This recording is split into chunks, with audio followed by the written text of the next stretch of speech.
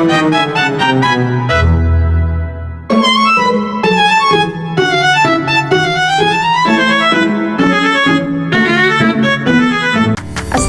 warahmatullahi wabarakatuh. Hai semuanya, kembali lagi bersama saya Clara Melera Pratama, MPM 20423186.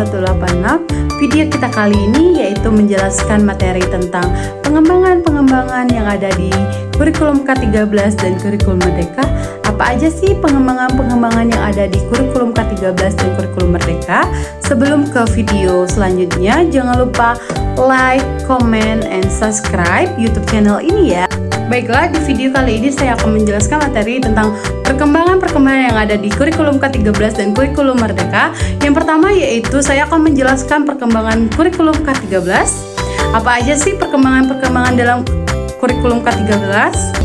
Pengembangan kurikulum 2013 atau biasa disebut K13 di Indonesia bertujuan untuk meningkatkan kualitas pendidikan dengan menyesuaikan kebutuhan dunia kerja dan perkembangan ilmu, pengetahuan, serta teknologi. Kurikulum ini berfokus pada pembentukan karakter dan kompetensi siswa melalui pendekatan yang lebih integratif, berorientasi pada siswa atau student central dan berbasis kompetensi. Beberapa dampak pengembangan kurikulum 2013 yaitu yang pertama, peserta didik lebih produktif, kreatif, inovatif, dan efektif. Yang kedua yaitu pendidikan dan tenaga kependidikan lebih bergairah dalam mengajar, lebih mudah dalam memenuhi ketentuan 24 jam per minggu. Yang ketiga, manajemen satuan pendidikan lebih mengedepankan layanan pembelajaran termasuk bimbingan dan penyeluruhan antisipasi atas semaraknya variasi kegiatan pembelajaran. Yang keempat, negara dan bangsa meningkatkan reputasi internasional dalam bidang pendidikan, meningkatkan daya saing berkembangnya peradaban bangsa. Yang kelima, masyarakat umum memperoleh lulusan sekolah yang kompeten. Kebutuhan pendidikan dapat dipenuhi oleh sekolah, dapat meningkatkan kesejahteraannya. Kurikulum 2013 adalah kurikulum yang diterapkan di Indonesia untuk menggantikan kurikulum sebelumnya dengan tujuan untuk meningkatkan kualitas pendidikan dan menyesuaikan dengan perkembangan zaman. Mengembangkan kurikulum K13 berfokus pada penguatan kompetensi peserta didik dalam 3 aspek utama yaitu sikap, pengetahuan, dan keterampilan. Dan ada beberapa hal yang perlu dipahami tentang pengembangan kurikulum K13. Yang pertama yaitu pendekatan skintif. Kurikulum K13 menggunakan pendekatan skintif atau ilmiah, di mana pembelajaran difokuskan pada proses penemuan dan eksplorasi. Pendekatan ini melibatkan peserta didik untuk aktif dalam proses belajar dengan melakukan kegiatan seperti mengamati, menanya, mengumpulkan informasi, mensosialisasikan, dan mengomunikasikan hasilnya. Dan yang kedua yaitu kompetensi inti atau KI dan kompetensi dasar atau KD. Kompetensi inti merujuk pada tujuan umum pendidikan yang harus dicapai oleh siswa. KI ini berfokus pada sikap spiritual, sosial, pengetahuan, dan keterampilan. Kompetensi dasar adalah standar yang lebih spesifik yang harus dicapai pada setiap mata pelajaran. KD dirancang untuk memandu pencapaian KI dalam setiap tingkat pendidikan. Yang ketiga yaitu penerapan karakter dan keterampilan abad 21. Kurikulum K13 juga mengintegrasikan pengembangan karakter dan keterampilan abad 21, seperti keterampilan berpikir kritis, kreativitas, kolaborasi, dan komunikasi. Ini bertujuan agar siswa tidak hanya memiliki pengetahuan, tetapi juga keterampilan untuk bersaing di dunia global. Yang keempat, pembelajaran yang berpusat pada siswa. Dalam K13 terdapat penekanan pada pembelajaran yang berpusat pada siswa atau student central learning, di mana siswa aktif terlibat dalam proses pembelajaran melalui kegiatan yang lebih interaktif, misalnya diskusi, eksperimen, dan proyek.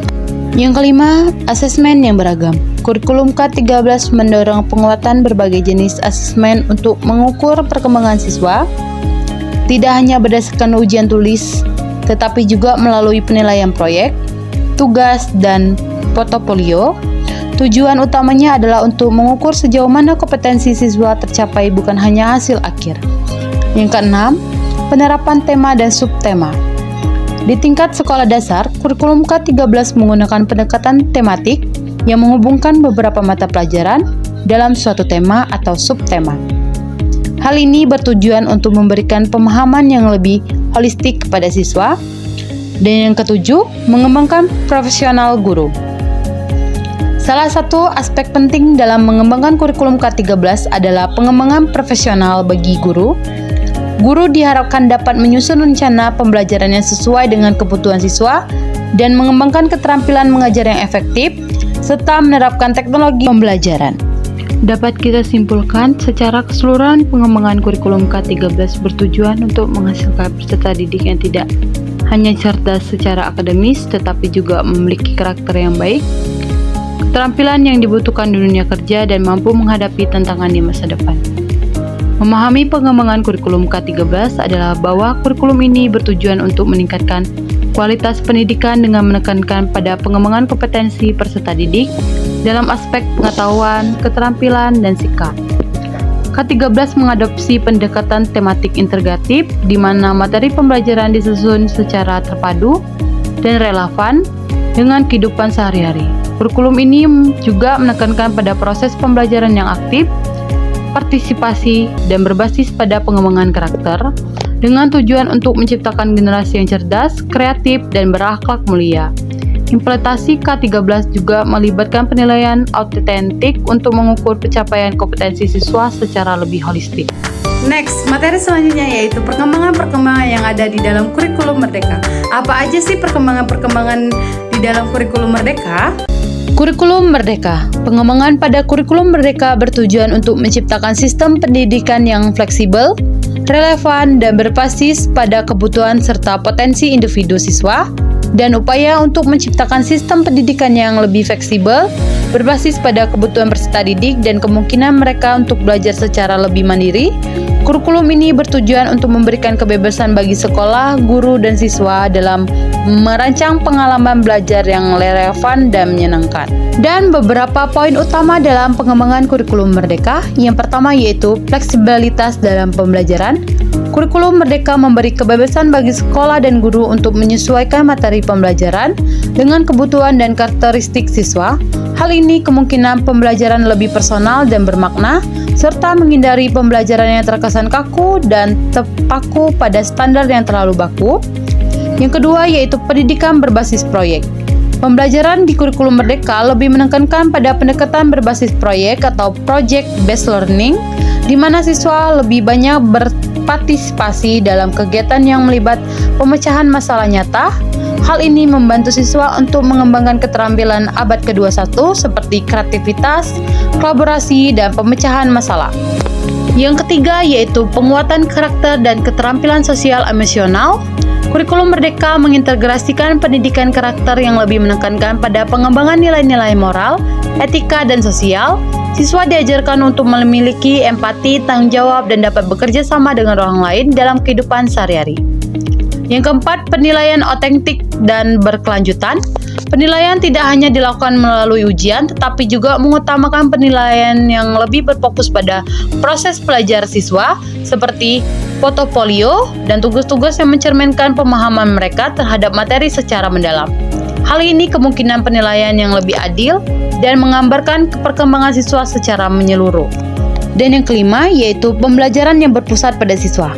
Kurikulum Merdeka lebih menekankan pada pendekatan yang berpusat pada siswa, di mana guru berperan sebagai fasilitator yang membantu siswa menemukan dan mengembangkan potensi mereka.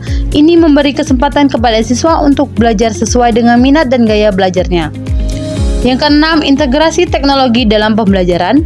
Kurikulum ini juga mendorong pemanfaatan teknologi dalam pembelajaran, baik dalam bentuk pembelajaran daring maupun penggunaan alat digital yang mendukung proses pembelajaran. Dapat disimpulkan, secara keseluruhan pengembangan dalam kurikulum Merdeka bertujuan untuk menciptakan pembelajaran yang lebih relevan dengan perkembangan zaman, memfasilitasi kebutuhan dan minat siswa, serta menyiapkan mereka dengan keterampilan yang diperlukan di abad 21 dalam memahami pengembangan kurikulum Merdeka bahwa kurikulum ini dirancang untuk memberikan fleksibilitas kepada sekolah dan menyusun dalam pelaksanaan pembelajaran yang sesuai dengan kebutuhan dan karakteristik peserta didik.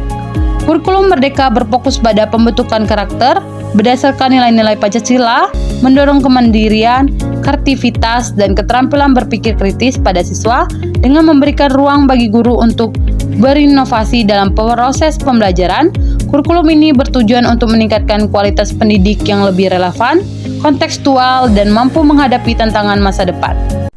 Itulah yang dapat saya sampaikan video kita kali ini. Semoga materi saya kali ini bermanfaat bagi teman-teman yang menyimak dari awal sampai akhir. Semoga materi saya kali ini bisa menambah wawasan teman-teman biar bisa mengetahui pengembangan-pengembangan yang ada di kurikulum K13 dan kurikulum Merdeka. Saya ucapkan terima kasih. Wassalamualaikum warahmatullahi wabarakatuh. Sampai jumpa di video selanjutnya. Bye-bye.